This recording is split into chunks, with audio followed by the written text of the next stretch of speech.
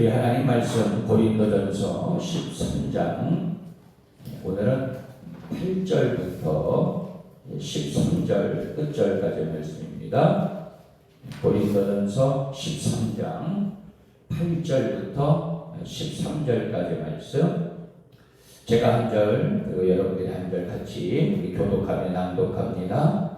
사랑은 언제까지나 떨어지지 아니하되 예언도 패하고 방언도 그치고 지식도 패하리라. 우리는 부분적으로 알고 부분적으로 이해하니 온전한 것이 올 때에는 부분적으로 하던 것이 패하리라. 내가 어렸을 때에는 말하는 것이 어린아이와 같고 깨닫는 것이 어린아이와 같고 생각하는 것이 어린아이와 같다가 장성한 사람이 되어서는 어린아이의 일을 버렸노라. 우리가 지금은 거울로 보는 것 같이 희미하나 그때에는 얼굴과 얼굴을 대하여 볼 것이요 지금은 내가 부분적으로 아나 그때에는 주께서 나를 아신 것 같이 내가 온전히 알리라. 그런즉 이는 소망, 사랑 이 세 가지는 항상 있을 것인데 그 중에 제일은 사랑이라. 아멘. 할렐루야. 살아계신 우리 주님을 찬양합니다. 하나님의 평강이 오늘도 여러분들 모두에게 함께 하시기를 축원합니다. 특별히 지금 이 시간 이 밴드로 같이 예배하시는 우리 모든 성도들 하나님의 특별하신 은혜가 더 임하게 되기를 축원합니다. 오늘도 은혜의 날로 승리의 날로 선포하노라. 아멘.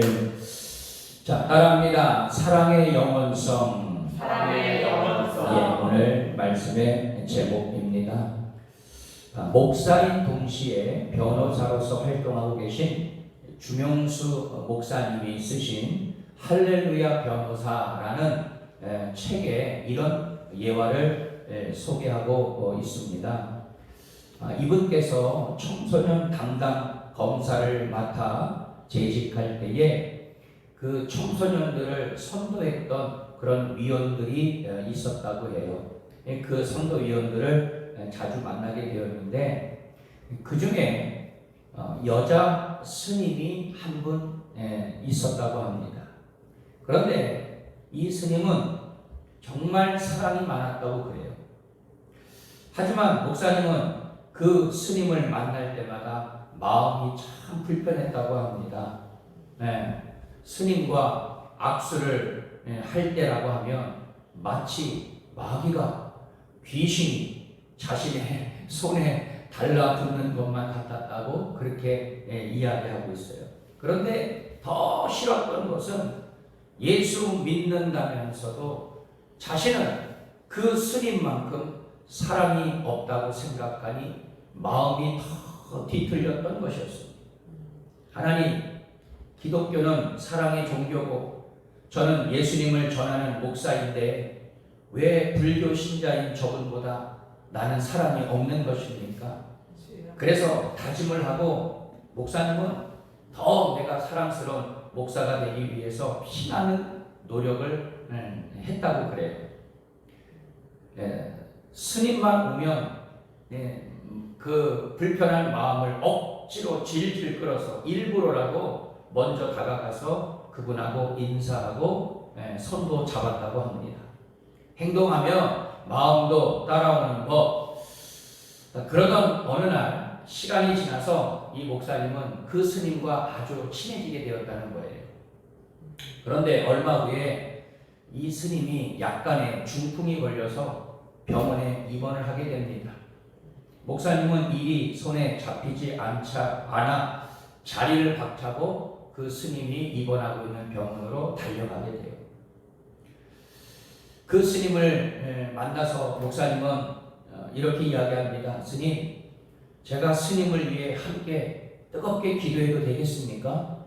스님은 고개를 끄덕이면서 눈을 감으십니다. 목사님은 고백합니다. 이것이 정말 기적이 아니고 무엇인가? 목사님은 간절한 마음으로 그 스님의 영혼을 위해서 뜨겁게 기도를 드렸습니다. 스님이 퇴원했다는 소식을 들은 지 며칠이나 지났을까? 스님이 직접 사무실을 찾아오셨는데 손에 무언가를 들고 오셨어요. 여러분들 그거 아십니까? 병풍이라는 거 알죠? 뒤에다 이렇게 세워놓는 병풍을 아마 잘 아실 거예요. 그런데 육폭 병풍을 들고 왔는데 그 병풍에는 고린도전서 13장에 있는 말씀이 이렇게 쭉 병풍에 기록이 되고 있다는 거예요. 그 스님의 취미 생활이 바로 붓글씨였다고 합니다. 이야, 스님 이걸 언제다 이렇게 쓰셨습니까? 정말 감사합니다.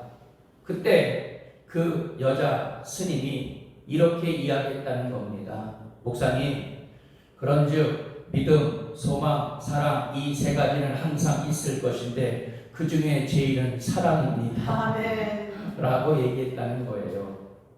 그 스님의 잔잔한 웃음에 목사님은 온몸에 정말 정신이 번쩍 들었다고 합니다.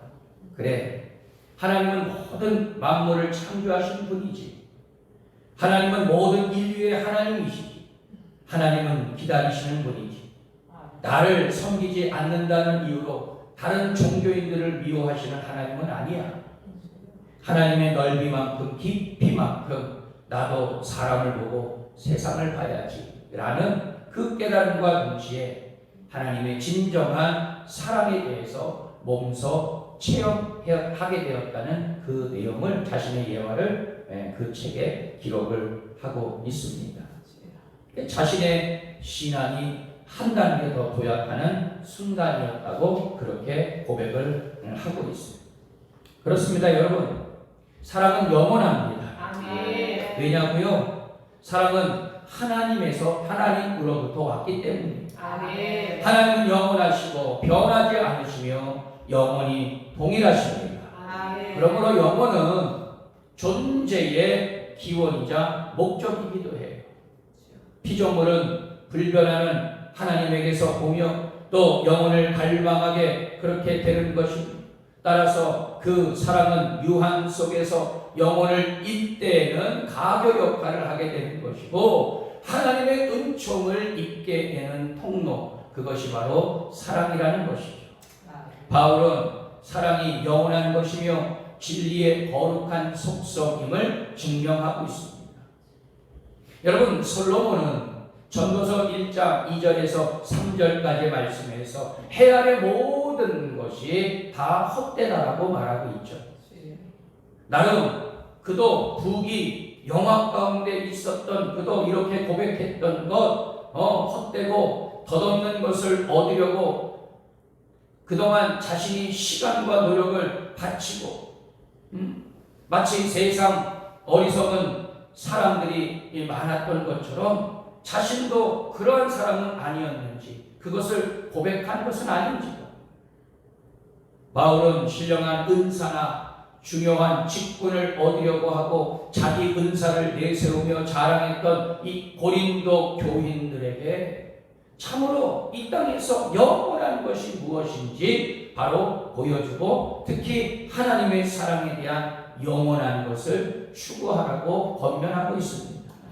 자, 그렇다면 사도 바울이 이 사랑에 대한 가르침을 명시했던 이유는 무엇이냐? 첫 번째로 너희들이 그렇게 사모하는 은사는 영원하지 않기 때문이기에. 자, 우리 8절 말씀을 한번 보도록 하겠습니다. 자, 8절 말씀 다 같이 읽습니다. 시작. 사랑은 언제까지나 떨어지지 아니하되 예언도 피하고 방언도 그치고 지식도 헤아리라. 아멘.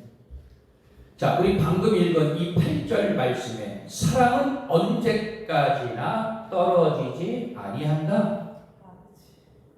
자, 반대로 떨어지는 것은 시간 속에 종속되어 있는 유한한 것이라고 말할 수가 있죠. 재물, 권력, 명예, 심지어 자신의 이름까지도. 그러나 사랑은 시공을 초월하는 영원한 것입니다. 많은 신앙인이 그토록 갈망하는 예언과 방언, 지식, 세상의 종말과 함께 끝이 나고 말 거예요. 그래서 이것들은 한때만 필요한 것입니다. 유한적이고 제한적이라는 그런 말씀이죠. 영원하지 않습니다. 그래서 소멸할 것들과 영원한 것을 너희들이 절대로 비교할 수 없다. 그것을 사도 바울이 일깨워주고 있는 것이죠. 오직 사랑만이, 특히 우리 주님의 사랑만이 변하지 않고 영원한 줄 믿습니다. 아멘. 예컨대 사람은요 완전하지 않아요. 정말 불완전하고 불안정합니다. 사람은 너무 멀어도 보지 못하고 너무 가까워도 또 보지 못해요. 소리가 너무 커도 듣지 못하고 그렇다고 너무 작아도 듣지 못합니다. 우리가 아는 것은 한 부분에 불과합니다. 그래서 인간의 지식이 짧다는 겁니다. 하나님에 대해서도 하나님이 보여주시는 일부의 지식만 깨달을 뿐이죠. 우리가 감히 어떻게 그 하나님을 다 안다라고 자부할 수 있겠냐. 제가 늘 하는 얘기지만 여러분 오늘 이 새벽 시간에도 우리가 말씀을 통해서 은혜 받았다? 예, 이 많은 백지 도화지가 있으면 거기에 점 하나 찍는 거에 불과한 거예요. 왜? 하나님은 영원하시고 무한하신 하나님이기 때문에. 여러분 지금 내가 옳아 보이는 것도 시간이 지나면 내가 그렇게 옳다라고 주장했던 것 그것이 어떻게 해요? 불안정하게 되고 그리고 틀릴 수도 있다는 겁니다. 인간의 지식은 진보한 것처럼 보여도 결국 완전함에 도달하지는 못해요. 하지만 하나님께서 우리를 사랑하시는 그 아가페의 사랑은 절대로 변하지 않으며 완전한 것인 줄 믿습니다. 또 10절 말씀 온전한 것 바로 영원한 것을 말해요. 그래서 부분적인 것들은 그리스도께서 다시 오시는 날 온전한 것에 자리를 내어주어야 할 것이다. 아주 영적인 깊이가 얼마나 크냐 말이죠. 또 패하는 것들, 불완전한 것을 말합니다. 이 땅에서 높은 가치로 인정되는 지식과 능력 잠시 있다가 안개와 같이 사라지게 될 것입니다. 우리는 온전하지 않는 것들에 소망을 두어서는 안 되리라 믿습니다. 여러분 우리가 무엇을 추구하며 살아갈 것이냐? 너무 허황된 것들을 우리는 붙잡으려고 달려나가고 있지 않습니까? 그것들을 하나님이 잠시 우리에게 맡겨두신 것들에 불과해요. 오직 영원한 하나님의 사랑만이 우리가 취해야 할 것인 줄 믿습니다. 어리석은 자들은 영원하지 않은 것들을 자랑하죠. 마치 어린아이가 자라서도 어린아이의 일을 자랑하는 것과 같습니다. 미성숙한 그런 성도의 모습을 말씀하고 있는 것이죠. 여러분 어린아이의 눈에는 어린아이의 시각으로만 바라보고 얘기할 수밖에 없다는 거예요. 그러나 믿음의 장성한 분량에 이른 정말 그 하나님의 영원한 사랑을 깨달은 자들은요 하나님을 바라보게 되고 할렐루야. 그리고 신앙과 믿음이 자라나게 된다는 것입니다.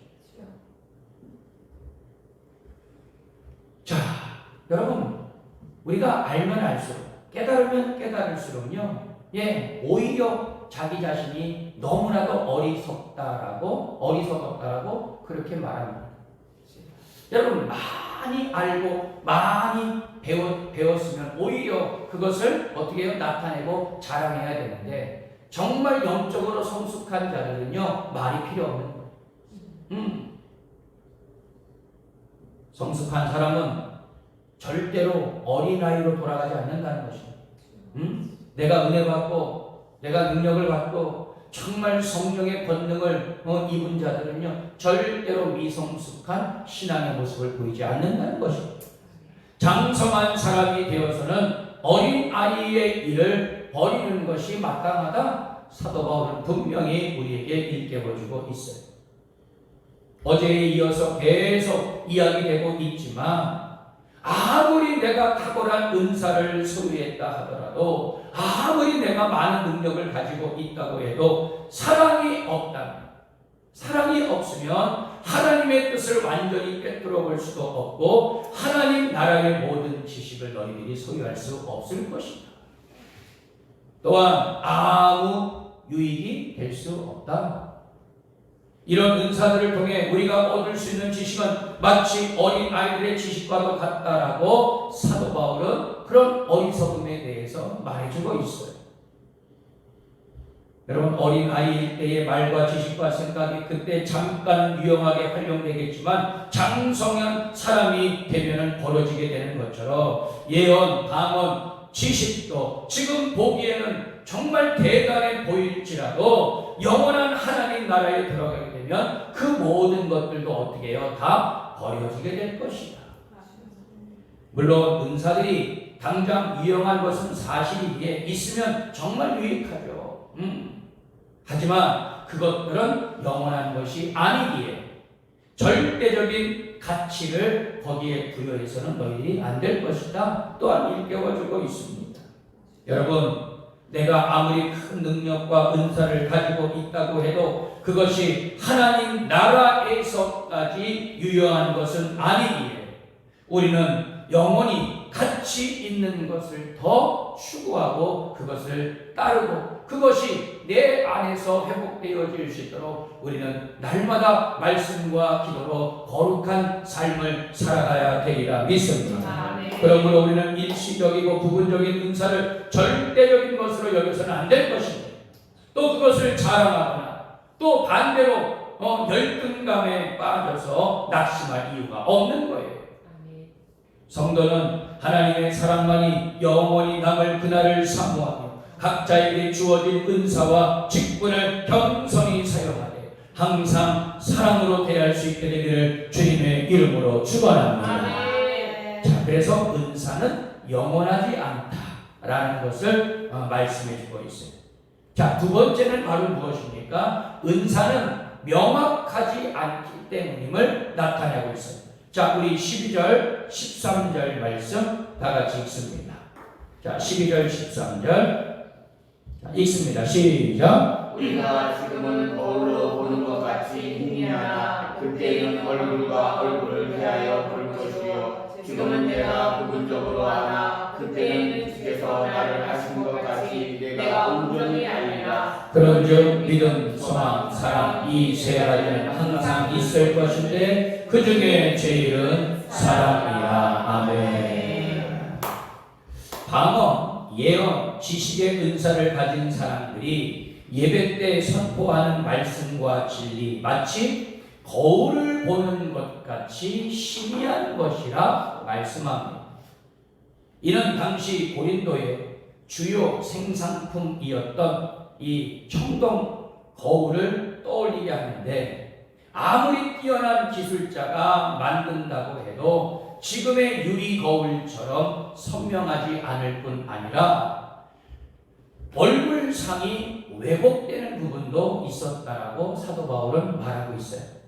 즉 방언이나 예언으로 가르치거나 전하는 지식은 청동 거울에 비친 모습을 보듯 어느 정도의 흐릿함이나 왜곡을 피할 수 없을 것이다 라고 빗대어서 이야기하고 있습니다. 다시 말해서 완전하거나 정확하지 않다는 것입니다. 하지만 하나님 나라에 들어가게 되면 주님을 너희들이 직접 대면해 보기 때문에 거기에는 절대로 왜곡이 없다는 거예요. 분명하다는 것이죠.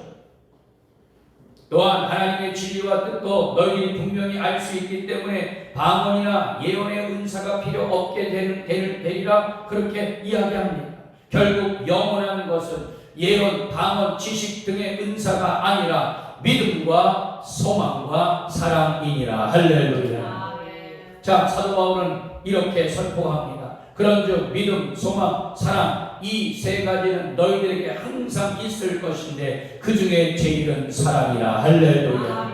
여러분, 믿음과 소망 그리고 사랑은 그리스도인의 삶의 세 가지 기둥과도 같아요. 여러분, 어느 것 하나도 없어서는 안 됩니다. 그래서 바울은 이 세 가지가 우리에게 너희들에게 항상 있어야 한다라고 말했던 것입니다. 여러분 이 세 가지에 대한 그런 묵상을 한번 제가 해보게 되었어요. 이 믿음, 소망, 사랑을 무엇으로 표현할 수 있을까? 여러분 이 사랑이라고 하는 것은요, 이 믿음과 소망을 떨어지지 않게 하는 마치 끈과도 같다. 저는 그렇게 표현하고 싶어요. 또한 여러분 이 믿음, 소망, 사랑 이 세 가지 저는 좀 이 계란으로 좀 표현하고 싶어요. 여러분 계란에는요 노른자, 흰자 그리고 노른자와 흰자를 감싸고 있는 껍데기가 있어요. 믿음과 소망, 사랑은 바로 이와 같지 않습니까? 여러분 이 사랑이라고 하는 것은요 믿음, 소망을 어떻게 해요? 감싸고 있는 것이죠. 무슨 말이냐? 믿음과 소망은 사랑의 껍데기가 필요합니다. 여러분 우리 모든 성도들의 또 내 개인의 삶 속에서 여러분 얼마나 여러분 우리가 나의 죄와 허물이 얼마나 많이 있습니까? 그러나 하나님의 사랑은요 나의 모든 죄와 허물까지도 이렇게 덮고 계십니다. 그것을 드러나게 하지도 않고 여러분 우리의 하나님의 사랑이 얼마나 큽니까? 그 하나님의 사랑이 있기에 오늘도 우리는 우리의 모든 죄와 허물이 다 덮어지게 용서를 받게 됩니다. 네? 여러분 바람을 막아주고 때론 불순물로부터 지켜 보호해줄 보호막이 필요한데 그게 바로 무엇이냐? 하나님의 사랑이라는 것입니다. 아멘. 우리의 믿음과 소망을 온전케 하는 이 사랑이 너무나도 중요하다는 사실. 그래서 사도 바울은 이 세 가지 가운데 사랑이 제일이라고 표명했던 것입니다. 이 땅에 많은 성도들이 예수 그리스도를 믿는 것도 동일하고 하나님 한 분을 소망하는 것도 같을지라도 사랑이 없으면 그런 성도나 교회 공동체는 마치 물 없는 광야처럼 메말라 버리게 될 것입니다. 여러분 우리는 사랑을 결코 잊어서는 안 되리라 믿습니다. 사랑은 우리의 믿음과 소망을 온전하게 하는 거룩한 그런 이 껍데기다. 그렇게 우리가 표현할 수 있는 거예요. 한 얘기를 하고 이제 말씀을 마무리하도록 하겠습니다. 어느 날 제가 우연히 TV를 보다가 아주 오래된 빵집에 관한 이야기를 듣게 되었어요. 중간에 이렇게 보게 되어서 그 빵집이 어디에 있는지는 제가 잘 모르겠는데 요즘 거대한 이 프랜차이즈들의 등장으로 그 빵집은 거의 문을 닫을 지경에 처해 있었다고 그래요. 그런데 몇 년 전에 그 창업자의 손자가 그 사업을, 그 빵집을 이제 인수를 받아서 경영하게 되었다는 거예요. 그런데 그 빵집은 대대로 이어져서 온 그런 빵집의 전통을 잘 지켜내고 있다는 것입니다. 자, 오래된 샹들리에도 손질만 해서 그냥 사용하고 벽에 부착되어 있는 벽화나 안내문도 그대로 두었다는 것입니다. 옛 감성의 빵도 그대로 판매하고 있었어요. 많은 사람이 의구심을 품었습니다. 새로운 세대에게 어필을 하려고 하면 뭐 인테리어도 좀 하고 그리고 좀 색다르게 그렇게 해야 되지 않겠느냐? 그렇게 이야기를 했다는 거예요. 그런데 놀랍게도 많은 젊은 사람들이 그 빵집을 찾기 시작을 했고 사업은 본 궤도에 오르게 되었다는데 거기에는 숨어 있는 아주 깊은 사연이 하나 있었어요. 젊은 그 손자는 창업자인 할아버지가 들려준 이야기를 가슴 깊이 담아두고 그 빵집을 경영했다는 것입니다. 너무나 손이 많이 가고 시간이 오래 걸려서 기껏 하루에 3개밖에 만들지 못하는 빵이 있었습니다. 할아버지한테 물었다고 그래요. 도대체 왜 이렇게 시간을 뺏기면서 잘 팔리지도 않는 이 빵을 만드시냐고. 오히려 다른 그런 신제품을 만들어서 파는 것이 더 좋지 않겠느냐고 손자가 물었다는 거예요. 그런데 할아버지는 다음과 같이 말했다고 합니다. 이 빵을 좋아해서 가끔 사러 오시는 어르신이 있는데 이 빵만 좋아해서 드시는데 그런데 그 빵을 나밖에 만들지 못하는데 그 어르신을 위해서 내가 만들어 드리는 거야. 그렇게 얘기했다는 겁니다. 그 선자는 말합니다. 이의 득실을 헤아리기보다는 누군가의 필요에 응답하려는 마음으로 빵을 만들어 판다면 모든 사람들이 그 진심을 알아주지 않겠습니까? 저는 그래서 사랑의 빵을 지금 만들고 있습니다. 그렇게 이야기를 해요. 저는요, 사실 그냥 뭐 한 일개 빵집에 불과했지만 정말 그 경영의 마인드가 얼마나 소중하냐. 저는 사실요, 잔잔한 감동을 받게 되었어요. 그렇지. 여러분, 주님의 사랑을 받은 신앙인들은 정말 이 우울한 시대, 죄악된 이 시대 가운데 사랑으로 물들고 사랑의 불을 붙이는 그런 거룩한 성도들이 되어야 되지 않겠냐. 그렇습니다, 여러분. 세상은 변하고 또 변하며 받은 은사나 능력 또한 영원하지 못합니다. 그러나 우리 주님의 은혜와 사랑은 영원한 줄 믿습니다. 그것을 먼저 받은 우리가 그 사랑을 흘러보내는 자들이 되어야 할 줄 믿습니다. 결론입니다. 사랑하는 성도 여러분, 그리스도인의 삶에 가장 필요한 것은 사랑입니다. 그 사랑이 그리스도인의 능력이자 목적이기도 하죠. 또 그 사랑은 우리를 성장하게 하고 온전하게 합니다. 그 사랑은 영원합니다. 그리스도인의 삶을 온전하게 합니다. 하나님의 사랑이시기 때문이죠.